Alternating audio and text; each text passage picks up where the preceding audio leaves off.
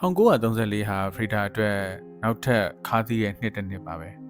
တတိယအချိန်ကိုဝင်ပြက်ကြတယ်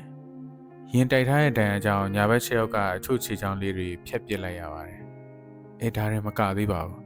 ဒီထက်ကြီးမားတဲ့ဆုံးရှုံးမှုရှိလာပါသေးတယ်ဒီကိုကဖရီဒါရဲ့အရန်ချက်ရတဲ့ညီမငယ်ခရစ်စတီနာကာလိုနဲ့ဖောက်ပြန်တာပါခရစ်စတီနာကဖရီဒါထက်တစ်နှစ်ပဲငယ်ပါတယ်ညီမတွေကြားထဲမှာလည်းနှစ်ယောက်သားကအနီးကပ်ဆုံးဆိုတော့ဖရီဒါဘလောက်စိတ်ထိခိုက်သွားမလဲဆိုတာကျွန်တော်တို့တွေးကြည့်လို့ရပါတယ်အရင်ကတည်းကဖရီဒါရဲ့အိမ်တော်ကြီးဟာအမြဲစာရနေတာမျိုးတော့မဟုတ်ပါဘူးဒီကူမာကတော်ကိုဆိုးရွားတဲ့အကျင့်တစ်ခုရှိပါတယ်သူကလိန်ကိစ္စနဲ့ပတ်သက်လာရင်နည်းနည်းမှစီးမဆောင်တတ်သလိုလိန်ကိစ္စပြုတ်မွေတာကိုလည်းအပေါ်သွားသလောက်ပဲသဘောထားတဲ့သူမျိုးပါ